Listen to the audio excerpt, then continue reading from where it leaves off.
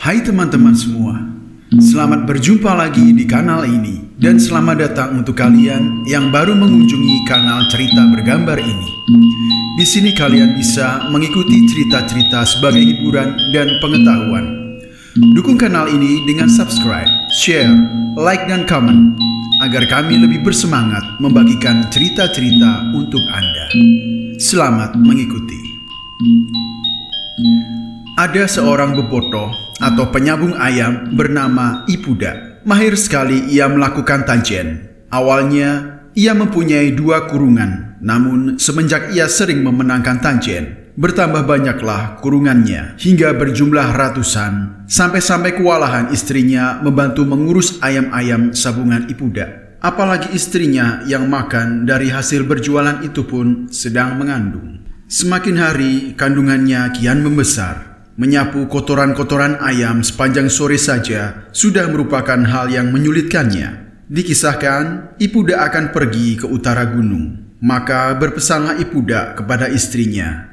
"Wayan, besok Beli akan pergi jauh dan belum tahu pasti kapan akan kembali. Dirimu kini tengah mengandung dan telah tua usia kandunganmu. Bila aku belum tiba saat engkau melahirkan nanti, bila anak itu laki-laki, peliharalah. Bila perempuan, bunuhlah ia, potong-potonglah badannya untuk diberi makan kepada ayam-ayamku."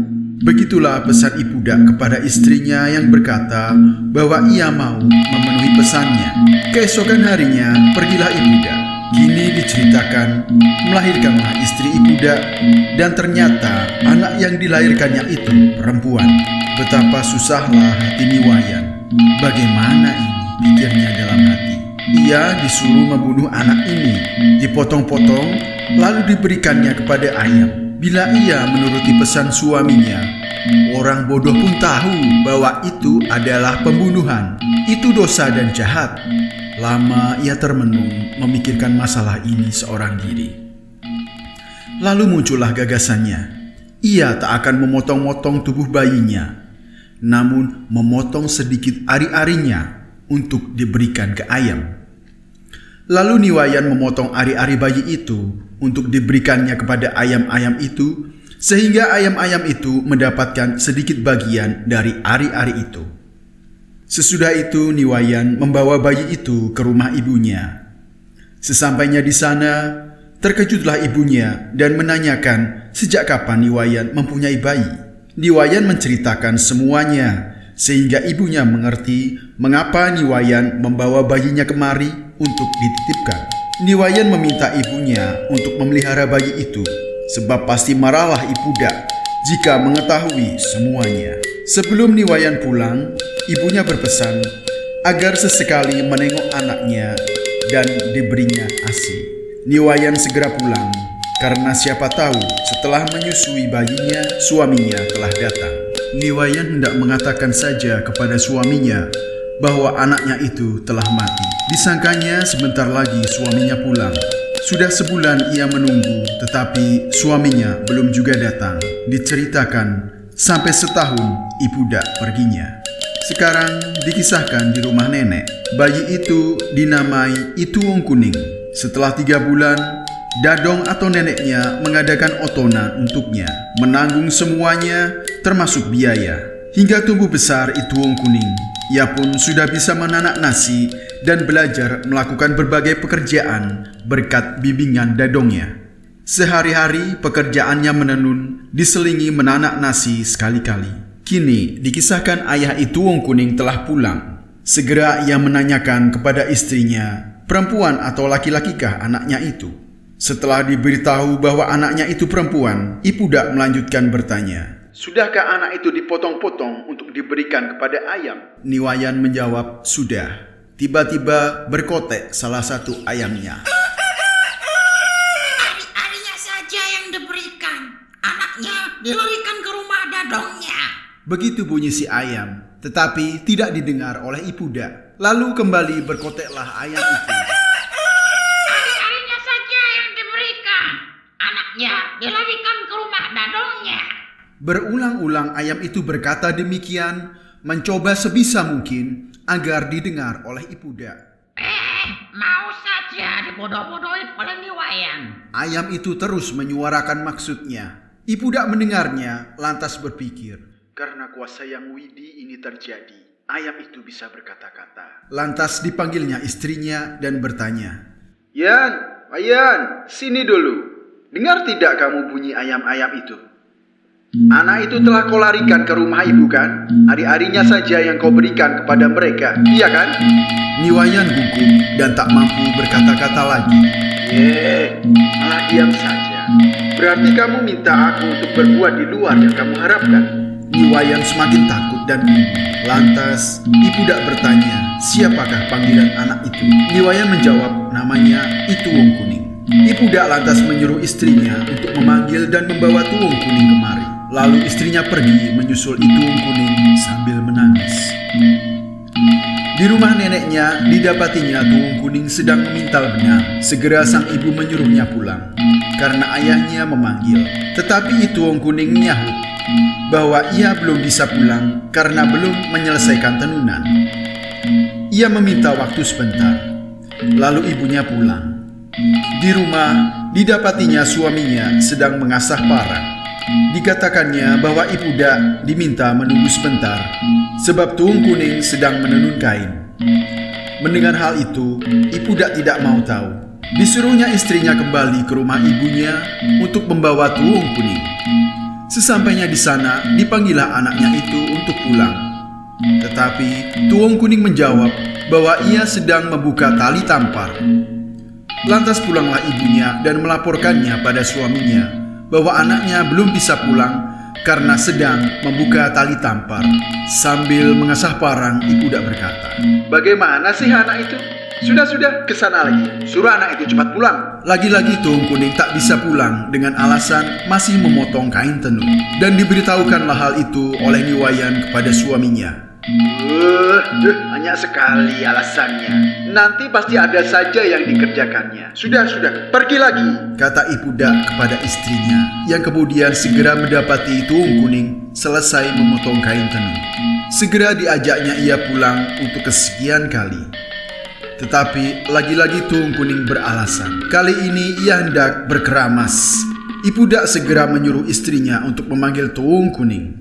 Kali ini, dengan geram ia akan mengancam mencari sendiri dan membunuh Tuwung Kuning bila sekali lagi hal itu terjadi. Sesampainya di sana, Niwayan mendapati anaknya telah berpakaian serba putih. Tuwung Kuning tahu bahwa ia akan dibunuh oleh ayahnya.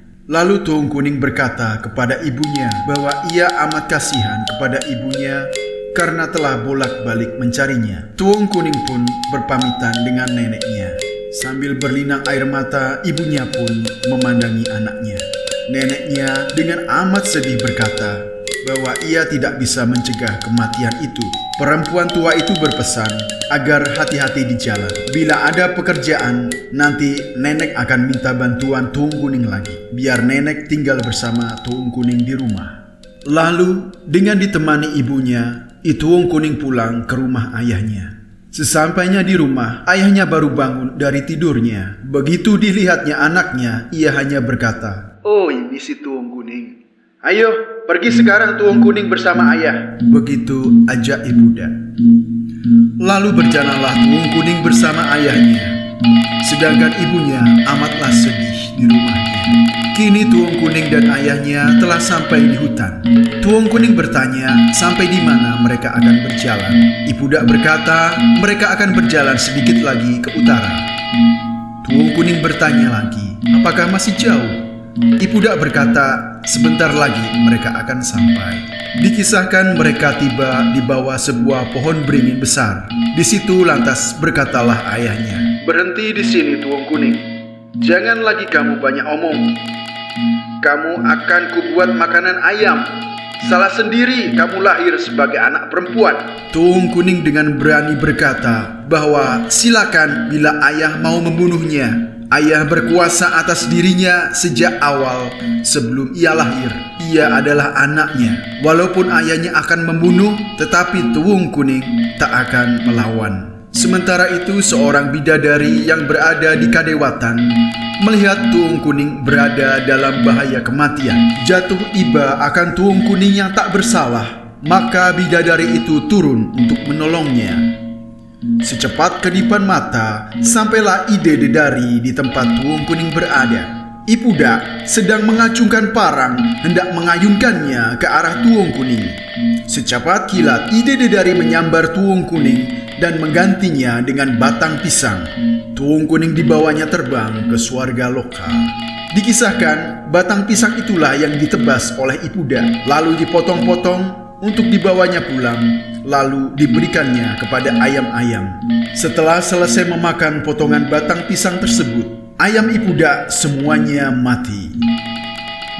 Ipuda jadi teringat akan anaknya Tuung Kuning. Amat sedihlah Ipuda menyebut-nyebut nama anaknya dengan rasa sesal yang mendalam. Ia berpikir mengapa setega itu ia membunuh anaknya dan kemanakah ia akan mendapatkan anaknya kembali. Pergilah Ipuda ke pohon beringin tempat ia membunuh Tuung Kuning dan ia menangis di sana. Hingga berbulan-bulan ia di sana tanpa makan, sampai badannya kurus kering dan rambutnya gimbal. Sementara itu di swarga loka, Tuung Kuning tahu akan kesedihan ayahnya. Menangislah Tuung Kuning. Lalu sang dedari menanyakan mengapa Tuung Kuning bersedih. Tuung Kuning mengatakan kesedihannya akan keadaan ayahnya dan meminta agar ia dihantar turun untuk melipur kesedihan ayahnya. Permohonan itu dikabulkan oleh sang dedari yang sudah menganggap Tuung Kuning sebagai adiknya sendiri. Setelah ia turun dari swarga loka, didekatinya ayahnya. Bidadari kembali naik ke surga sambil memandangi Tuung Kuning. Tuung Kuning mendapati ayahnya mendengkap bongkol beringin sambil menangis sesenggukan. Tuung Kuning segera berkata kepada ayahnya bahwa ia tidak mati dan meminta agar ayahnya tak usah bersedih hati dan mengajak pulang bersama.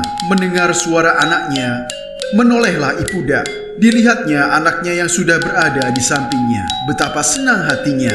Lantas dipeluknya Tuung Kuning dari belakang sambil menangis. Ipuda bertanya bagaimana Tuung Kuning bisa hidup lagi.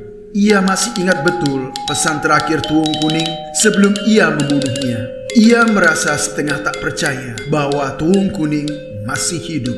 Tuung Kuning lantas menjelaskan bahwa ia sebenarnya tidak mati. Yang Widi masih menganugerahkan keselamatan kepadanya. Ia meminta supaya ayahnya tak usah memperpanjang kata-katanya dan memintanya segera pulang agar secepatnya Tuung Kuning dapat bertemu dengan ibunya. Sesampainya mereka di rumah, betapa bahagianya ibunya mendapati Tuung Kuning masih hidup. Dipeluknya Tuung Kuning sambil menangis. Ibunya berkata, ia tak mengira Tuung Kuning akan pulang, sebab dikiranya Tuung Kuning sudah mati. Legalah kedua hati suami istri itu sekarang. Sampailah kabar pulangnya Tuung Kuning ke seluruh desa, sehingga banyak orang datang untuk melihat sendiri dan mendengar kisah dari Tuung Kuning yang diselamatkan oleh bidadari dan dibawa ke swarga loka. Berita itu tak hanya menghebohkan seisi desa, tetapi juga menyebar ke desa-desa lain hingga ke puri kerajaan. Berita tentang Tuung Kuning yang melihat surga pun didengar oleh Raja Ide Anak Agung.